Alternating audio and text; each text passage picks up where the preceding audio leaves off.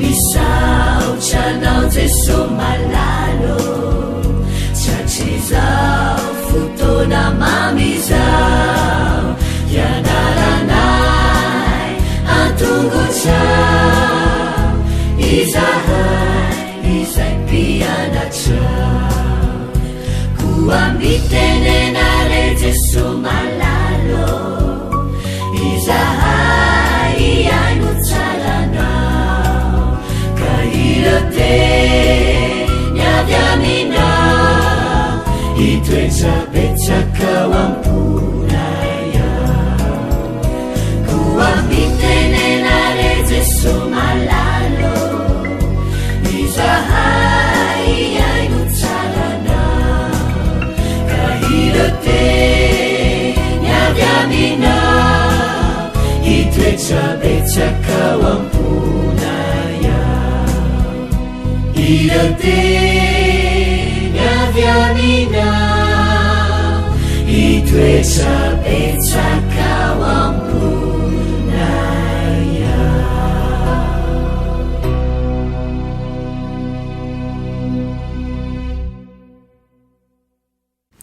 Fa miarabantsika tsy avindray satry ty laka misy fahavaliny volana jony ty tonga eto amin'ny lesona ho an'ny tanora zokiny isika ka dia manasa antsika naraka hatramin'ny farany.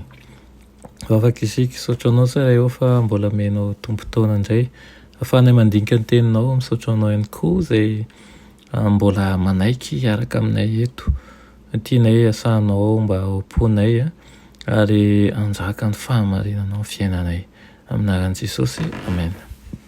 Lohateny lesona antsika androany dia manao Andriamanitra no tokony ekena mihoatra noho ny olona.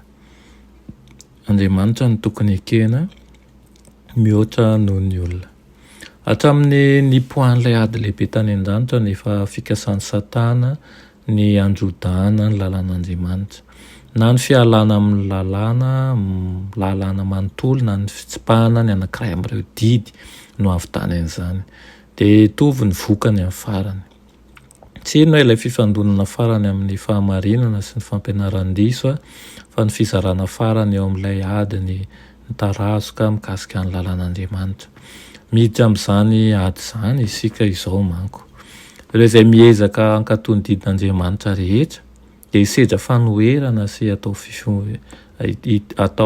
fiomehezana mihitsy.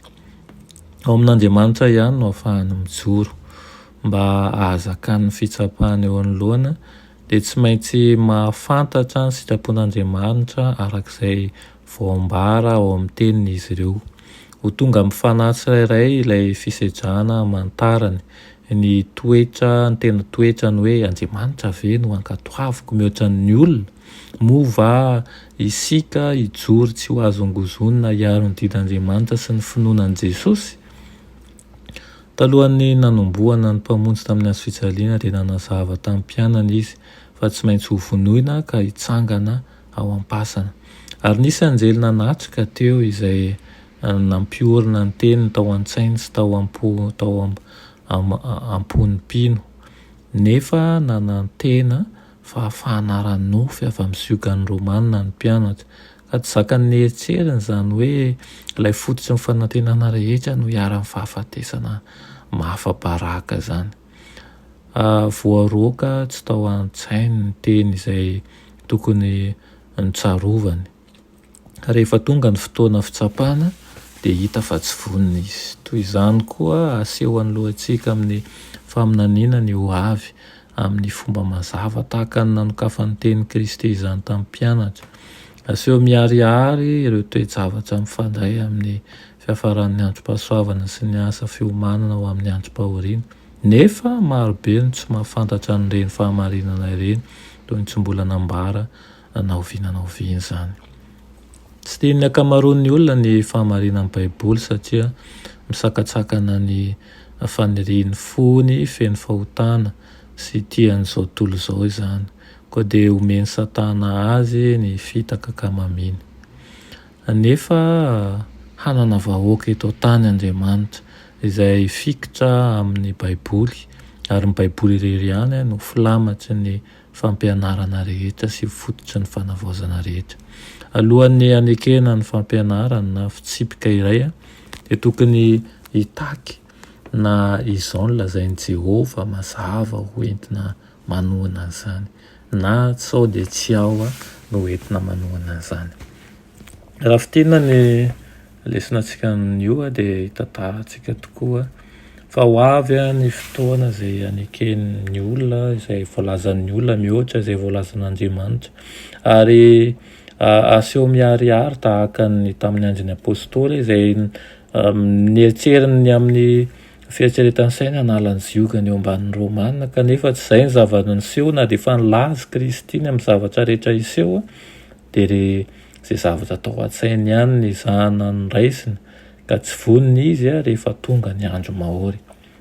Ho avy ihany koa ny fotoana izay tsy hahavonoana ny sasany amintsika amin'ny andro mahory, dia indray amin'ny feon'ny eritreretintsika ihany no fisainantsika no arahantsika ny amin'ny faminaniana, fa nefa izy ireny dia natao mba ahafahantsika miomana sy mijoro mandrakariva ka rehefa tonga ny andro mahory dia mba ho vonona izao sy anao. Izay ny faniriana indrindra. Mivavaka isika mba hiasa ny fanahy masina ary handeha mandrakariva amin'ny fahamarinana, hanaiky an'izany ary handray izany ho zavatra hitokina sy efana miomana tokoa amin'ny andro fahoriana. Amen. Rainay masina tsara indrindra misaotra anao ny amin'izany lesona nomenao anay anio izany. Mangataka aminao izahay Tompo, mba hamela amin'ny fahadisoanay izahay, mba hamela amin'ny fahadisoanay ianao ary ihany koa hitondra anay mandrakariva amin'ny fahamarinana. Ataovy izay hampiaiky ny fonay sy ny fisainanay fa ny aminao rery ihany no marina ary vonona mandrakariva ny amin'ny zavatra no avy izahay, dia ny ahafahanay mifikitra mandrakariva ao aminao. Amin'ny anaran'i Jesosy. Amen.